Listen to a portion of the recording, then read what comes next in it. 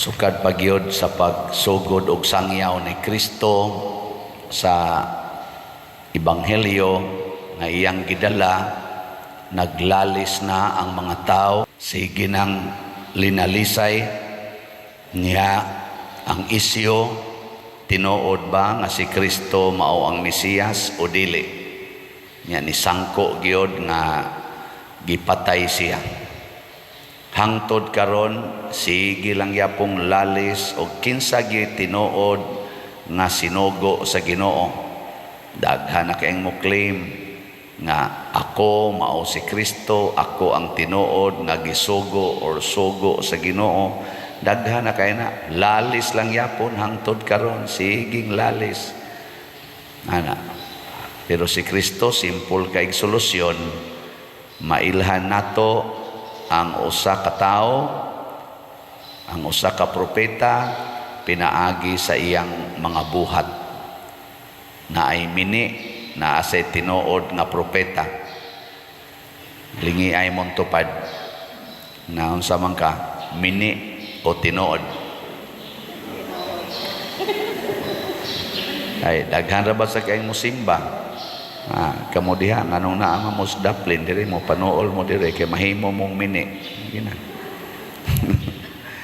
Ang atong pamaagi dinhi paduol gyud sa altar dili palayo. Na dapay daghan kay likoranan ay mo diha nang daplin kay mura mong tagalaing planeta. Og dili mo paduol mini. Og mo paduol kana ha usa na sa mga timaan naa magitaan ng kinaiyaha. Kana bang maglain-lain gyud ba kanang ako'y magbuot nako ana dinhi sa atong simbahan wa unta ng kinaiyaha kay manimba tas Ginoo ang magbuot ang Ginoo nya dinhi sa simbahan nato gi-practice nato ang pipila ka mga timailhan nga tinuod tang magsisimba unsa man paduol sa altar. Unsay bakanting lingkuranan nga duol sa altar maoy lingkore. Ayaw pagpalayo. Kay ang Ginoo moingon gyud come to me. Di ba? Hoy. Kana nya nganong atom kaslayo naday come nga away from me. Moingon ang Ginoo away from me. Come to me. Gani ang Ginoo gani kalayo sa langit dinhi nanaog gyud siya kay gusto gyud siya sikit. O kanang mga mini nga propeta mao na sila ang mga tigpakaaron ingnon gasunod sa ilang kaugalingon wa magsunod sa Ginoo. Lingi ay mong tupad og usab samang ka nagsunod ka sa Ginoo o imong kaugalingon ingnan na kanang imong kilay kinsa may gisunod nimo anang imong kilay kanang imong buhok kinsa may gisunod nimo ana kanang imong naong kinsa may imong gisunod ana ang imong ay mga buangon kita tuo tag sige tag simba dinhi nga tarong na ta mga buangon apil na ning nagwali. Magdepende gina sa atong matud pa ni Kristo sa atong bunga unsa may epekto sa atong binuhatan nakapahiusa ba sa mga tao o nakapabuwag sa mga tao ana nakahatag bag kalinaw o kagubot niya daghang mga naa sigig simba mo'y hinungdas kagubot apil na ning na nagwali samot na nang naglingkod niya gaduka-duka pa utro sana kana bang atong ka-stubborn ba kana bang atong pagka self-righteous pagka self-centered nga ang Ginoo murag wa nay labot sa atong kinabuhi pero kita mo'y gustong mo diktar sa Ginoo. Ginoo ayuha ko sa akong sakit. Ginoo hatagi ko niini. Ginoo makapasar untas exam. Ginoo ma-promote unta. Ginoo siging diktar sa Ginoo pero inigingos Ginoo higugmaa imong kaaway, higugmaa imong silingan, ayaw pagsigig pangigi anang mga yuta, kana mga utang, ayaw na paningil ana. Oy, asa maminaw. Kanang mga bit ni mong bana or mga bit ni mong asawa, pasaylo alag kapituan kapito, apil na sang iyang kabit. Na, asa mo sunod. Nakisay mo sunod ana, beta sa kamot. No, di pulos-pulos, kita buangon. Na, mailhan sa bunga. Muna si Abraham, usagid sa modelo sa atong pagtuo. Kay bisag tiguang na siya kaayo. Kani mga tiguang, lisod tudluan. Tinuod yun. Masinupakon. Mga tiguang, masinupakon. Kung kanusa nahimong tiwasonon, magsige pa yung tiwasonon. Pero si Abraham, timan si Abraham, 90 na ang edad. Giingnan kaya po sa Ginoo, makaanak kag daghan. Igo sa Abraham, unsaon pa man ako pagkaanak nga daghan nga tiguang naman ko kayo. Ingon din Ginoo, tanawan na mga bituon. Nituo si Abraham, nisunod gihapon bisag ang iyang edad tiguang na kaayo. Wa gyud makabsis pagtuo ang iyang obedience to God. Wa magagad sa iyang edad. Wa siya mang rason. Mauto nga niabot yung panahon nga nakaanak gid sila. 100 years old na edad ni Abraham pagkatao ni Isaac, ilang unang anak. Diha siya nakasabot, o karon siguro ko si Abraham nakasabot na gito, nakadto diayng anak nga daghan kaayo nga gipasabot sa Ginoo, mao di ay ang mga tinuod nga mga magtutuos Ginoo. Kana bang kaliwat ni Abraham diha sa kinaiya, sa iyang relasyon sa Ginoo. Hangtod gutong nanganak na siya ni Isaac, pag edad og 12 anyo sa iyang anak, giingnan pag isa sa Ginoo, ihawa ang imong anak niya, ihalad nga rin ako nga sinunog. Gisunod gyapong Abraham, pila na may edad niya ato? 112 years old, kamao lang gyapong mosunod sa Ginoo. Nilingi anay mong tupad, labi na nang medyo tiwasono na ina mosunod pakas Ginoo. Ina mosunod pakas Ginoo, o 40 na ginimo yung kamasinupakon. Karon ganing panahon na, dili ra mga tiwasonon mo'y masinupakon. Oy, ang mga batanon masinupakon na kayo, batanon pa. Kana mga bata, kusog mo na mosunod sa ginikanan, panglaba mo na, bisag usahay kontras buot, bangon na, mobangon man na.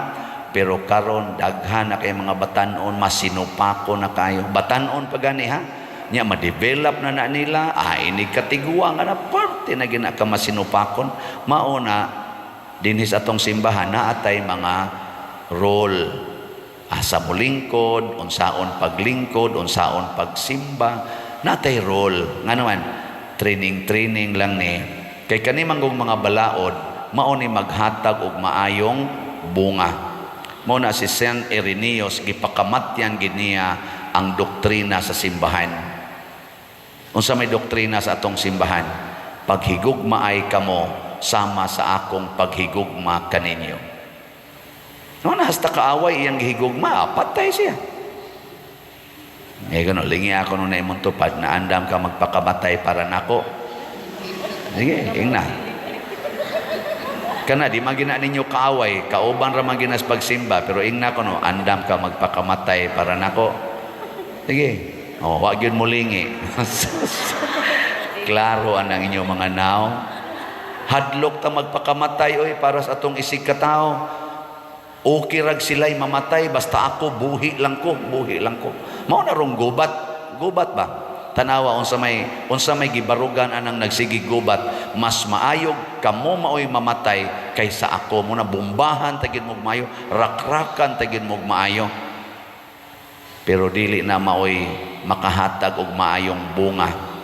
Ang makahatag og maayong bunga, magpakamatay ta para sa atong isig katawo. Mabuutan man or mabuangon. Sus, ug mao pa lang ni buhato, no? Pagkanindota. Pero nabi pipila nga nagbuhat ani. Usa na silang gibuhat, kana yung pagpalit og slot. Lagi. Daghan kay nag-text nato dinhi na ay masakiton, na ay stage 4 cancer, palit lang yapog slot, na paggibuwagan, gibiyaan sa bana kay tuan nas kabit, palit lang yapog slot.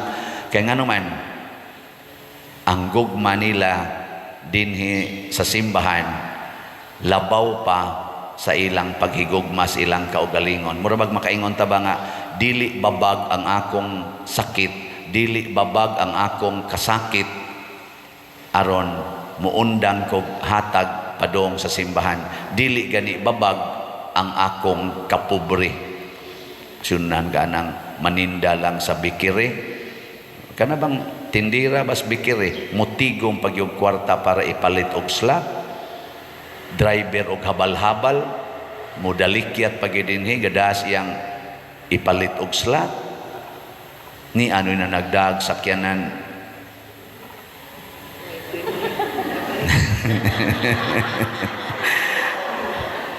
Palit gyapon. Palit gyapon. Naibata dinhing magsigig balik-balik 11 anyos na siya. Ang iyang mga madawat nga kwarta sa iyang ginikanan, siyang mga iyaan kay may man sa kay siyang mo parayg-parayg. Iyang tigumon niya, iyang ipalit og slot diri. Dahil nag-ingon siya nako, Pader Obod, ipalit na sa kog slot. Nako, biliban ako nimo, mangimbitar pa siyang mga iyaan, pamalit mong slot itong Pader Obod. Na di maikog ang iyaan nga ang pag-umangkon nga 11 anyos palit maganing slot, sila na noon nga nay income, di mo palit. Unsa man na? Mauna ang kasing-kasing nga gitawag og Kristiyanos nga kasing-kasing. Kana bang kasing-kasing nga Dios nun, maunay gitawag og tinuod nga propeta. Naman sa uban mubadlong nako, Pader ay kog pasalamati kay mawa na ko'y merit dito, nakuha makakamangayo nga pasalamatan. Awa, abisan pag 1,000 times ako magpasalamat nimo, wa man ka mangayo. Kamong mga bana, wa mo mangayo nga pasalamatan sa inyong asawa. Wa, di malangit mo. Kamong mga asawa, wa mo mangayo nga respetuhon gid mo sa inyong bana. Wa mo mangayo. Kinsa dining asawaha nga okay ra gyud insultuhon or i-abuse sa bana ta sa kamot. Pulos gyud mo mga way-ayo.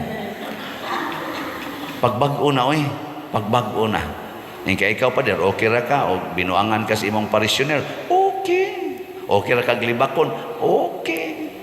Okay ra kag daoton, kadaghan na, okay. Okay ra kag patyon, times ato sa una-una. Patyon ta, makahuman baka mo aning project din, no? Makahuman mo, dili. Di, pagbuot, ginoong patyon, di, okay ra sad. In short, ang tao nga ang tinuod nga propeta kanang kanunay nga nagsunod sa kabubuton sa Ginoo. Matod pa diri sa atong tubag sa Salmo, mahinumdom ang Ginoo sa iyang kasabutan hangtod sa kahangturan. Pasabot ang Ginoo maogi atong sundon kay di gid ni siya malimot. Kita dali ramantang malimot niya kun atong sundon ang atong kaugalingon, malimot tas atong kasabutan. Daghan na kay dinhing gustong makigbuwag sa bana kay sigihan na lang siya kulata. Ingon na ako da yung pahinumduman, pagkasal ninyo unsa may inyong kasabutan. Siya ambot pa diri. Isod kay Pader, nalimot na ko Pader, ako kinasal mo o kinasal nako. Niingon mo pagkasal sa kasakit og sa kalipay, sa kahamugaway og sa kapitos, sa sakit og sa maayong panglawas, hangtod ang kamatayon mubulag kanato. Nahinomdom ba kaani? Sa niingon ko nas una pero lisod pa diro lisod nako. Baka kunday ka. Balik og sunod sa Ginoo sa kasakit og sa kalipay. Ako din anahon. Hangtod yun maulian bayasad bitaw Pader no nako karon kasakit paron iagi man kagkalipay pag honeymoon day ninyo Gawa nam to'y honeymoon pa din, mabdos naman ko ato pa din. Ako, kato na lang kuan, kato na lang wa pa ka na mabdos. Katong una gid ninyo bang tinukhangay, unsa may mong gibati ato di ay. Atong inyong date ana, di ba? Malipayon ka uban niya. No, mukilig ka, ma-excited ka. Ana, maganahan ka. Kadto siya mautoy kalipay. Karon mao na ni ang kasakit. Embrace. I-embrace ng tanan. Lipayon rakas Ginoo.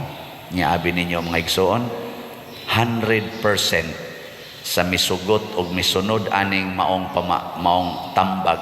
Kana bang mahinumdum tas original nga gikasabutan nato tali sa Ginoo ug tali sa atong isig katao, 100% nahimong malinawon ang ilang kinabuhi, nasulbad pagid ilang problema. Ngano man kay milihok ang gahom sa Ginoo ngadto sa mga tao nga masinugtanon sa iyang kabubuton. Si Abraham nakatagamtam og katumanan, kita sad makatagamtam og katumanan. Si San Ireneo hangtod karon nahimong modelo sa pagsugot sa kabubutos Ginoo, taliwala sa kasakit hangtod sa kamatayon. Sige, katapusang lingi sa imong tupad ing na sugod karon mahinumdom na tas atong kasabutan ha. Ing na mahinumdom na tas atong gikasabutan, ayaw limot-limot diha. Nya na timingan man ang imong gilingi, ang imong giutangan na hinumdom nito kanus. Hinumdom nito kanus akan isaad ha, basing maglimot-limot ka diha. Sige, manindog na ta.